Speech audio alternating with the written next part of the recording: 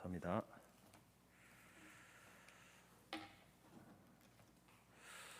사람들이 이 땅을 살아갈 때에 저마다 그 삶의 목적과 이유가 있습니다. 그래서 어떤 사람은 자신을 위해서 자신의 인생을 살아가는 사람도 있고, 자녀를 위해서, 가정을 위해서 살아가는 사람이 있고, 또 더 크게 이제 이 사회와 또 나라와 민족을 위해서 일하면서 살아가는 다양한 삶의 이유를 가지고 있습니다. 우리가 누군가를 위해 산다라고 하는 것은 다른 말로 바꾸면은 누군가에게 쓰임 받고 있다라는 그런 말로 우리가 표현할 수 있습니다. 이처럼 누군가를 위해서 살고 또 누군가를 위해 쓰임 받으면서 살아간다는 것은 참 중요합니다. 자신을 위한 일이나 아니면 자식을 위한 일이나 가정을 위한 것이나 또 이 사회를 위한 그런 어떤 목적을 가지고 살아가는 것은 다 가치 있는 일입니다.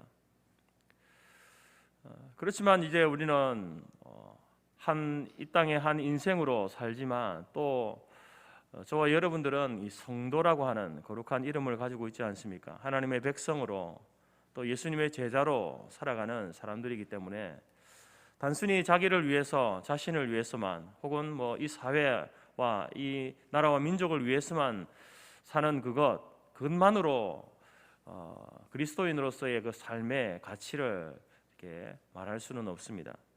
왜냐하면 우리에게는 이 모든 것들이 다 가치 있는 일이고 중요한 일이지만 최고의 가치가 있습니다.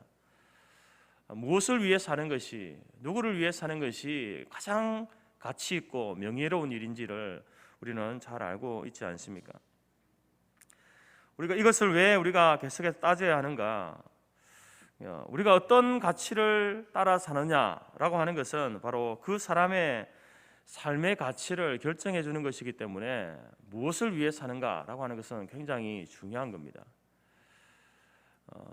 뉴스나 신문을 통해서 보면 종종 이런 기사를 보게 됩니다.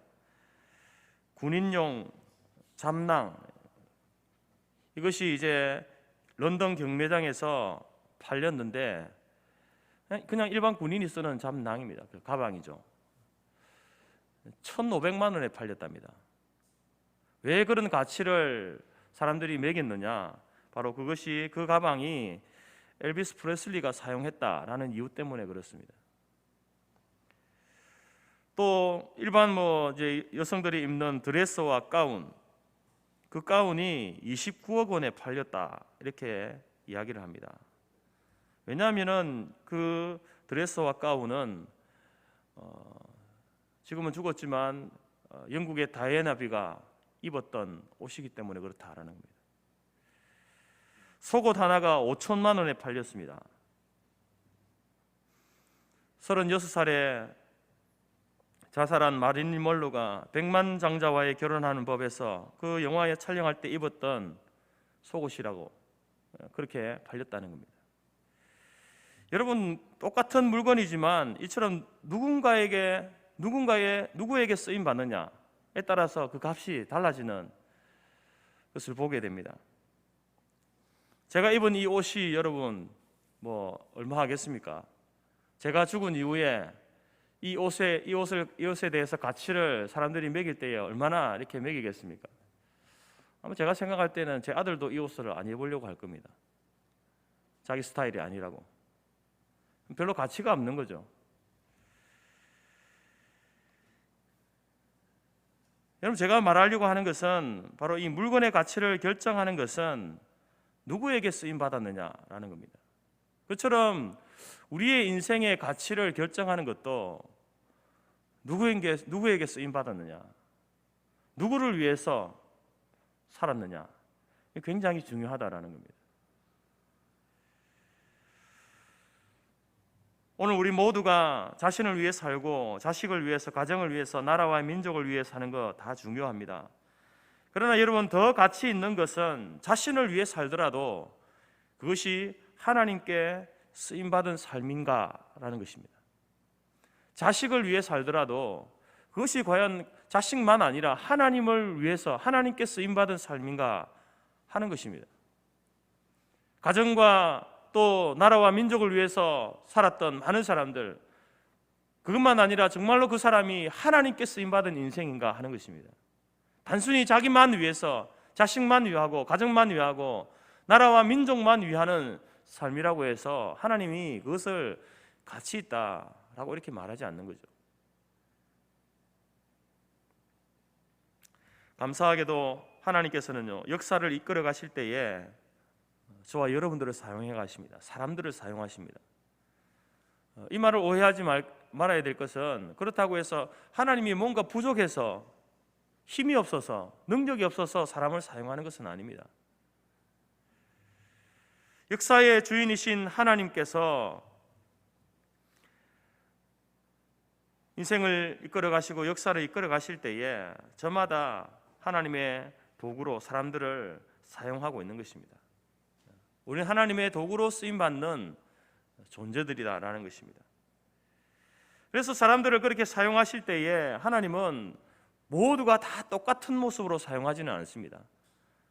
우리의 얼굴이 다 다르듯이 하나님께서는 다양한 모습으로 사람을 사용해 가시는데, 오늘 본문의 말씀을 보게 되면은 쓰임받고 싶은 사람의 모습도 있지만, 또 하나님이 사용하셨지만 나는 저렇게 사용되고 싶진 않아, 하나님 앞에 저렇게 쓰임받고 싶진 않아 라고 하는 그러한 모습도 있다라는 겁니다. 여러분은 하나님 앞에 어떤 모습으로 쓰임받기를 원하십니까? 어떤 사람으로 쓰임받기를 원하십니까? 과연 성도라고 한다면, 그리스도인이라고 한다면 하나님 앞에 어떤 모습으로 우리는 쓰임받아야 할까요? 오늘 말씀을 통해서 세 종류의 삶을 살펴보겠는데요, 첫 번째는요, 모세처럼 쓰임받는 삶입니다. 여러분, 하나님께서는 모세 같은 사람을 사용하십니다. 모세 하면 여러분 어떤 이미지가 떠오릅니까? 모세,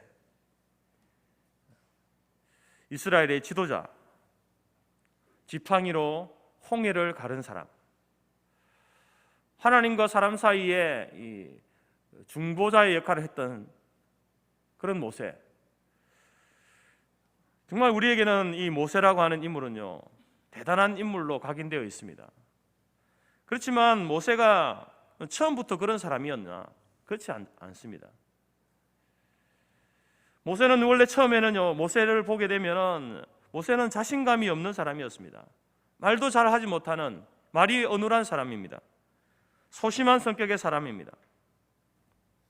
오죽했으면 하나님께서 모세에게 이런 말을 하겠습니까? 내가 너와 함께 하겠다. 내 입과 함께 있어서 너에게 할 말을 가르치겠다. 어떻게 보면 이 말씀이 굉장히 큰 위로가 되는 말씀이지만, 다른 면으로 볼 때에 이 모세가 얼마나 연약한 자였으면 하나님이 이런 말을 하실까, 이렇게 우리가 생각해 볼 수 있는 겁니다. 근데 여러분, 이 말씀은 하나님이 한두 번도 아니고 자꾸 같은 말을 하나님이 반복하시거든요, 모세를 향해서. 왜 그러냐면은 하나님께서 모세에게 이 말을 하기 전에 모세도 똑같은 말을 반복했습니다. 하나님, 저 못하겠습니다. 하나님, 저 안 되겠어요. 다른 사람 시키세요. 제가 어떻게 저 이집트 애굽의 왕 바로에게 나가겠습니까? 저 못하겠습니다. 저는 그럴 능력이 안 되는 사람입니다. 그러니까 하나님께서 오늘 본문에서도 1절에서 뭐라고 말씀합니까? 내가 너를 바로에게 신같이 되게 하겠다. 내가 너를 바로에게 신과 같은 존재로 세우겠다. 이렇게 하나님 말씀합니다. 여러분, 애굽에 있어서 신적인 존재는 누굽니까? 바로 그 애굽의 왕 바로입니다. 바로가 신입니다. 바로가 곧 하나님입니다. 그들에게는 바로 자신도 그것을 인정하고 있고, 모든 그 애굽의 백성들도 우리의 신은 바로다, 그렇게 생각하고 있습니다. 그런데 하나님께서는 모세를 바로 앞에서 신과 같은 존재로 세우시겠다라고 말씀합니다. 그것은 바로 모세에게 하나님의 엄청난 권위를 그에게 주시겠다, 모세에게 주시겠다는 겁니다. 여러분, 모세에게 뭔가 특별한 것이 있어서 이렇게 하나님이 하는 것이 아닙니다. 모세는요, 이스라엘에 그가 태어날 때부터 이스라엘의 타고난 지도자로 태어난 게 아닙니다. 모세는 철저하게 만들어진 지도자입니다. 그리고 성경의 위대한 인물들도 토기장이신 하나님께서 하나님에 의해서 다 만들어진 사람들입니다. 다윗을 보게 되면 다윗은요 밧세바를 보고 간음한 그런 남자입니다. 그리고 그 남편을 전장으로 보내어서 죽게 한, 살인한 그런 파렴치한 사람 아닙니까? 근데 하나님께서는 이 사람을 이스라엘의 통일 왕국을 그런 세우는 데 기초로 사용하십니다. 여러분, 엘리야가 얼마나 용감한 사람입니까? 1대 850으로 아세라와 바알 그 선지자들과 싸워서 승리한 사람입니다. 근데 이 엘리야가 이세벨이라는 그 한 여자의 위협이 무서워서 도망하고 숨고 심지어 여러분 죽으려까지 했습니다. 이렇게 약한 자가 바로 엘리야였습니다. 세계 복음화의 역군인 사도 바울은 사실 스데반 집사를 죽인 살인자였습니다. 이처럼 하나님께서는 단점이 있고 연약하고 부족한 점이 있는 이런 사람들을 하나님이 사용하십니다. 그 사람들을 통해서 하나님이 일을 하신다라는 겁니다. 처음부터 그들의 모습 가운데에 이스라엘을 통일할 만한 그런 씨앗이 보이고 저들이 정말로 그 우상을 섬기는 자들과 싸워서 이길 만한 그런 용기 백배한 사람이고, 그리고 저 세계 복음화를 위해서 일할 수 있는 그런 능력을 갖춘 자였기 때문에 그들을 사용하신 게 아니라는 겁니다. 그와는 정반대의 모습이 있었지만 하나님께서는 그들을 훈련시키시고 징계하시고 고난 가운데 두시면서 그렇게 하나님께서는 지도자로 세워가시는 하나님이시다라는 겁니다. 하나님께서는요 우리가 가진 단점을 적게 보십니다. 그리고 우리가 가진 장점을 크게 보시는 분이세요. 그렇기 때문에 여러분 우리를 세워가시는 겁니다. 하나님께서는 모세 안에 있었던 민족을 사랑하는 마음을 크게 보셨고 다윗의 열정을 크게 보셨습니다. 사도 바울의 교회를 사랑하는 그 마음을 크게 보셨습니다. 여러분 우리도 어쩌면 모세처럼 자신감 없고 사람 앞에 잘 나서지 못하고 한두 번 지적받으면 그냥 의기소침해져서 아는 것도 잊어버리고 벌벌 떠는 그런 모습이 저와 여러분 가운데 있지 않습니까? 출애굽의 그 지도자 되기 전에 모세의 모습이 바로 우리 속에도 있는 겁니다. 저와 여러분 속에 있습니다. 성군 다윗이 되기 전에 그 파렴치한 다윗의 모습이 내 속에 있습니다. 성령의 사역을 방해했던 그 사울의 모습, 그 모습이 우리 속에 있지 않습니까? 이처럼 모세처럼 다윗처럼 사울처럼 단점 투성이인 우리를 향해서 하나님께서 말씀하시는 겁니다. 우리를 부르시는 거예요. 내가 너를 지명하여 불렀다 라고 말씀하는 겁니다. 사랑하는 성도 여러분, 여러분에게 모세 같은 모습이 있습니까? 하나님을 믿고 자신을 맡기시기 바랍니다. 하나님께서 우리를 훈련시키시고 때로는 매를 때리시고 얼르고 달래고 용기를 북돋아서 하나님께서 사용하실 것입니다. 이렇게 하나님은 자격 없는 사람들을 만들어서 사용하시는 분이십니다. 이렇게 여러분 하나님 앞에 쓰임받는 인생, 이러한 인생이 가치 있는 인생, 가치 있는 삶을 사는 사람이다라는 겁니다. 왜냐하면 이런 연약함이 있음에도 불구하고 하나님 그들을 다시 만드시고 세우셔서 그래도 하나님의 나라에 긍정적인 영향을 끼치는 그 사람으로 쓰임받았지 않았습니까? 오늘 저와 여러분이 모세처럼 다윗처럼 바울처럼 연약하고 단점 많고 실수투성이인 자이지만 하나님 오늘 나의 인생을 나의 삶을 하나님께 맡깁니다. 나를 고치시고 나를 훈련시키셔서 우리의 가정이나 교회나 이 사회에 긍정적인 영향을 끼치는 그러한 사람으로 하나님 나를 사용해 주십시오. 모세처럼 쓰임받는 인생으로 세워주십시오. 그렇게 기도하고 하나님 앞에 쓰임받는 저 여러분의 삶이 되기를 간절히 바랍니다. 두 번째로는 아론처럼 쓰임받는 삶입니다. 여러분 하나님께서는 또 아론 같은 사람을 사용하십니다. 아론은 영원한 2인자입니다. 2인자의 삶. 2인자의 삶을 살았던 사람입니다. 근데 모세의 형이지 않습니까? 근데 보면은 모세보다 더 똑똑한 사람이 아론입니다. 더 용기 있고 말 잘하고 또 대범한 성격의 소유자 아론입니다. 근데 하나님께서는 이 사람을요 전면에 내세우지 않습니다. 앞서 말씀드린 것처럼 모세를 전면에 내세우죠. 아론은 항상 여러분 2인자로 사용하십니다. 모세의 대언자 역할을 하지 않습니까? 아론은 모세의 그림자입니다. 그림자의 역할을 하는 거예요. 모세가 가는 곳에는 항상 옆에 아론이 있습니다. 바로 왕 앞에 갈 때도요 아론과 함께 가죠. 모세가 백성들에게 욕을 먹을 때에도 그때 아론도 함께 욕을 먹습니다. 형이지만 모세의 수족 역할을 하는 것이 아론입니다. 그래서 하나님께서 1절에 이렇게 말씀하시죠. 내 형 아론은 너의 대언자가 될 것이다.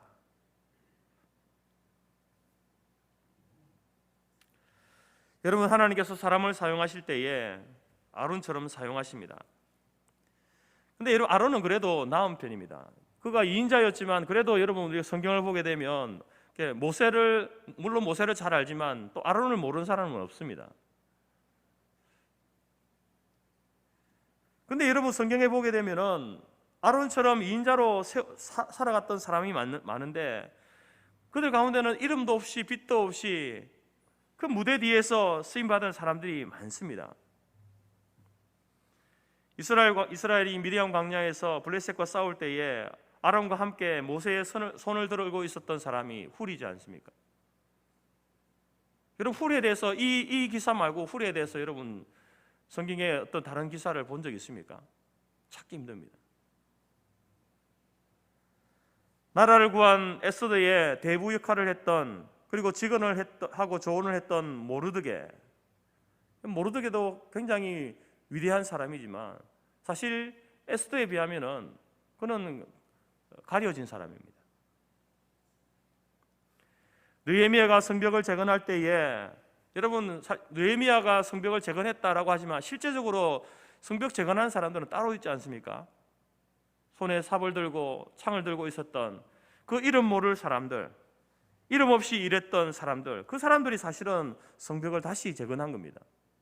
그러나 성경에는 그런 사람들의 이름을 기록하지 않습니다.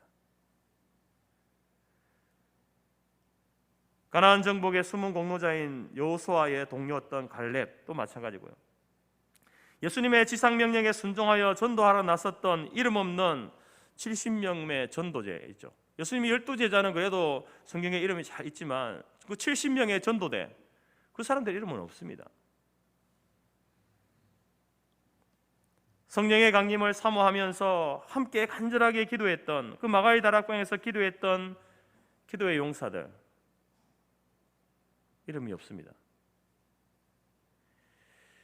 이들은 하나님이 세우신 1인자를 섬기면서 백성을 섬기면서 교회를 섬기는 일에 자기의 자리를 지키고 불평 없이 헌신한 사람들입니다. 그러나 그들의 이름은 결코 드러나지 않습니다. 앞서서 드러나지 않는 사람들입니다. 어떤 사람은 이름조차 없습니다. 하나님께서는 이런 사람들을 사용하시는 거예요. 이런 사람들을 통해서 하나님의 역사를, 교회를 세워가고 하나님의 역사를 세워가신다라는 겁니다. 그래서 사실상 드러나는 사람보다 드러나지 않는 사람이 많은 거예요. 빙산이 드러나는 부분보다 드러나지 않는 부분이 많듯이 하나님의 역사에는 이렇게 2인자로 그 이름이 드러나지 이름도 없이 빛도 없이 사용되고 쓰임받는 사람들이 많다라는 것입니다. 세계적으로 유명한 지휘자인 레너드 번스타인에게 그를 좋아하는 팬이 이런 질문을 했습니다. 번스타인 선생님, 수많은 악기 중에서 가장 다루기 힘든 악기가 무엇입니까? 라고 이렇게 물었습니다. 그러자 그는 재치 있게 말했습니다. 제2 바이올린입니다. 제1 바이올린을 훌륭하게 연주하는 사람은 얼마든지 구할 수 있습니다. 그러나 제1 바이올린을 연주하는 사람과 똑같은 열정을 가지고 제2 바이올린을 연주하는 사람은 참으로 구하기 어렵습니다. 그것은 프렌치 호른이나 플루트도 마찬가지입니다. 제1 연주자는 많이 있지만 그와 함께 아름다운 화음을 이루어줄 제2 연주자는 너무나 적습니다. 만약에 아무도 제2 연주자가 되기를 원하지 않는다면 음악이란 영원히 불가능하지 않겠습니까? 사랑하는 성도 여러분, 하나님께서는 저와 여러분들을 아론처럼 이름도 없이 빛도 없이 2인자로 사용하십니다. 그렇지만 기억해야 됩니다. 아론과 훌이 없는 모세는 있을 수가 없는 거죠. 모르드게 없는 에스더도 여러분 있을 수 없습니다. 이름 없는 건축자들이 있었기 때문에 느헤미야가 성벽을 건축할 수 있었고, 이름 없는 120명의 기도 용사가 있었기 때문에 오늘날 마가의 다락방이 우리에게 기억되어지고 있는 겁니다. 이처럼 2인자들의 헌신과 땀과 눈물이 있었기 때문에 역사의 주인공들이 있는 것입니다.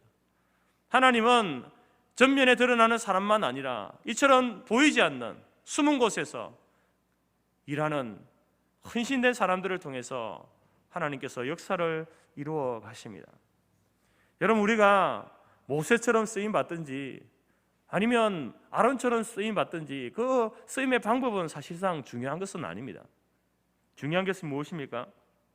하나님께서 나를 사용해 주신다는 것 자체가 감사한 일이고 기쁜 일이고 가치 있는 삶인 것입니다. 하나님께서는 1등, 2등을 따지지 않습니다. 쓰임받는 삶이냐, 쓰임받지 못하는 삶이냐, 이것을 따지는 분이죠. 네가 전면에 나서서 일했으니까, 네가 보이지 않게 일했으니까 하나님 그것을 따지지 않는다라는 것입니다.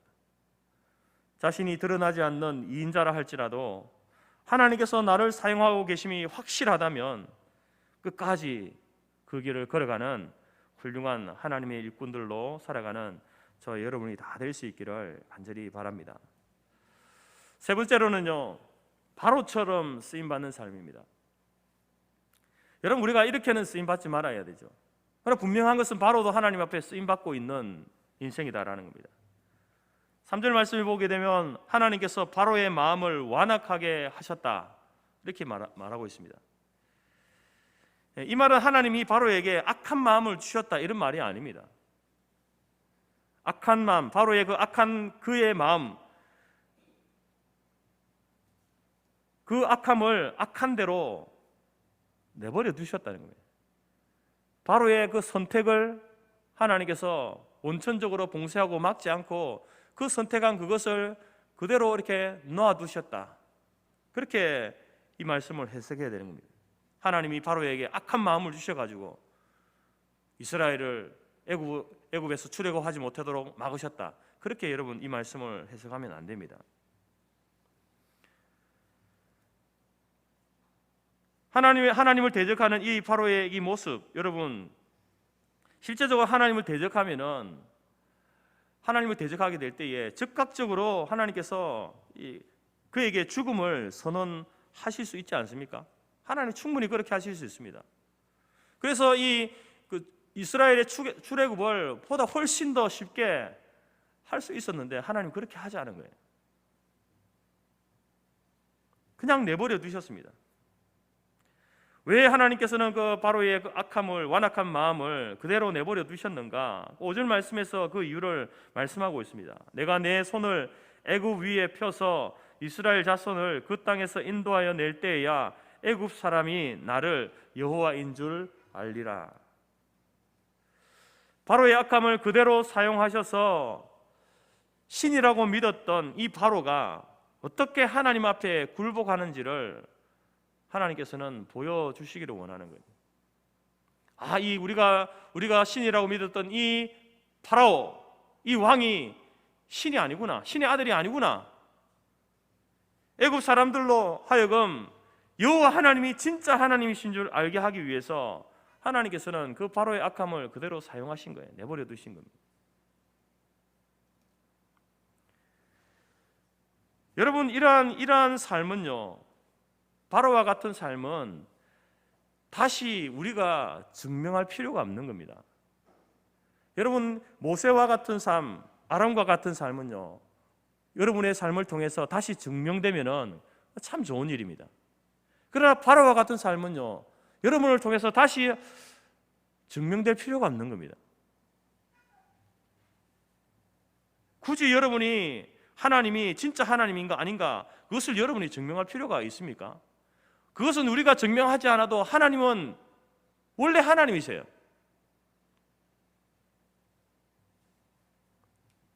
하나님께서 이 바로와 싸워 이겼다고 해서 하나님이 되시는 게 아니잖아요. 원래 하나님은 하나님이십니다. 그걸 바로가 증명할 필요가 없지 않습니까? 근데 안타깝게도 바로는 그런 일에 그의 인생이 사용되어졌다는 겁니다. 애굽 사람들에게 바로가 신이 아니라 여호와가 하나님이다라는 것을 증명하는 일에 사용되어진 인생이 바로다라는 겁니다. 그래서 여러분, 바로는 하나님 앞에 쓰임받은 인생이지만 그러나 실제적으로는 하나님 앞에 쓰임받지 않는 삶으로 평가되어지는 겁니다. 여러분은 이렇게 쓰임받기를 원하십니까? 하나님을 대적하고 교회의 분란을 조장하고 성도에게 아픔을 주면은 이것이 잘못된 거구나, 하나님이 기뻐하지 않는구나, 하나님이 벌을 내리시는구나, 이런 일을 알리는데 여러분들 인생이 쓰임받기를 원하십니까? 그런 사람이 어디 있습니까? 근데 그렇게 쓰임받는 사람들이 있다는 거예요.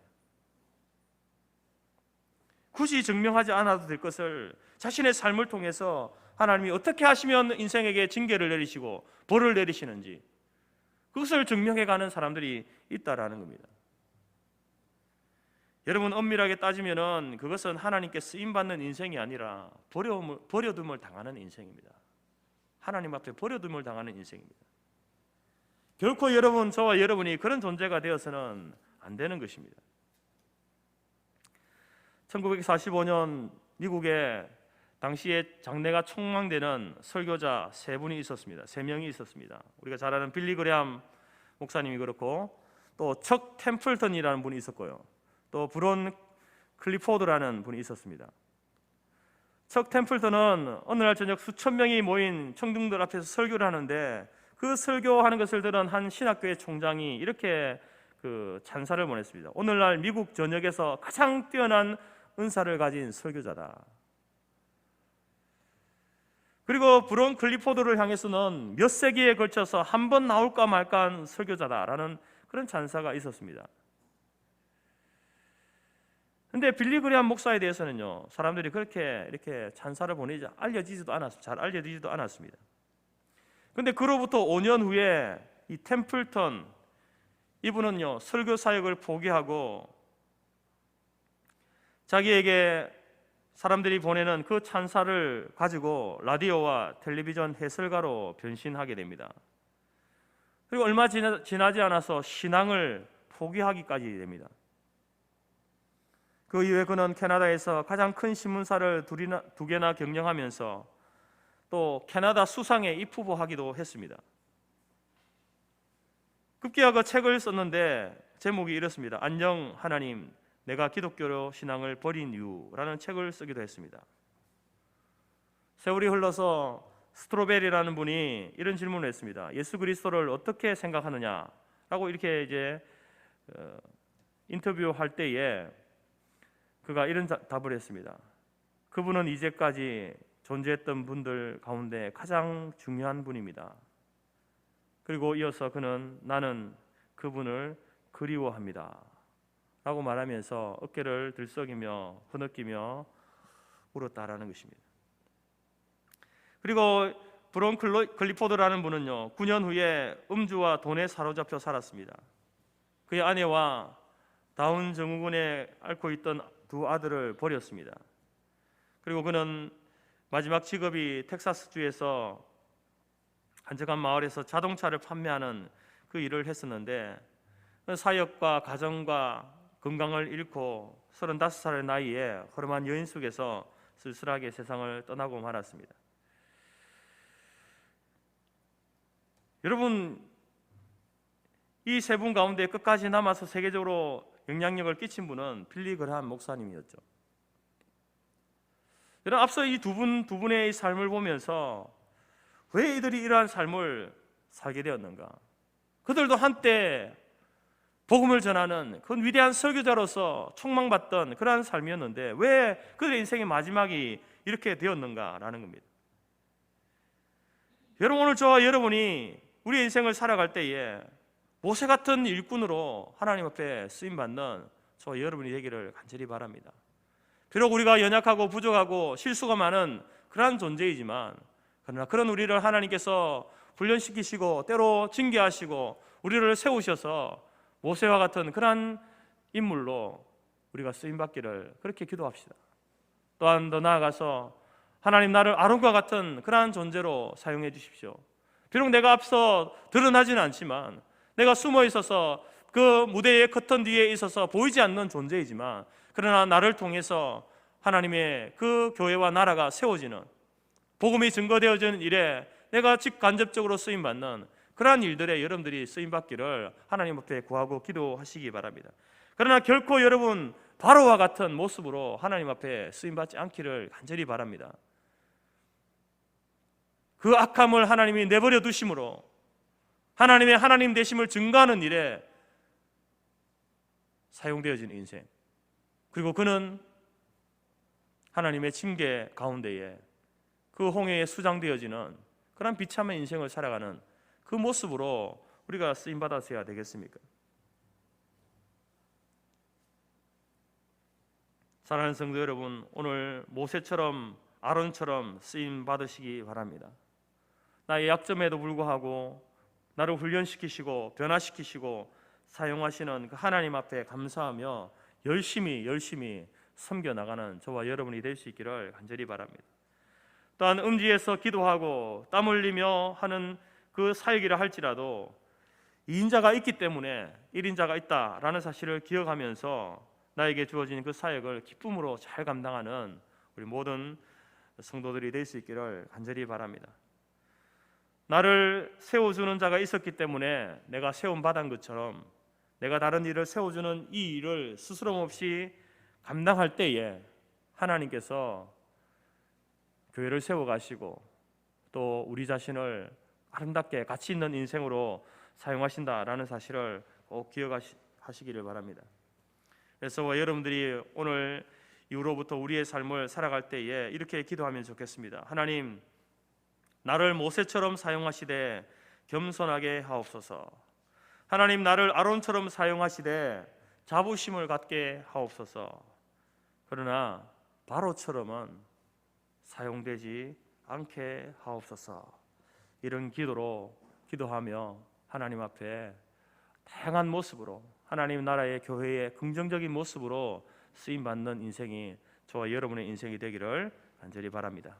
기도하겠습니다.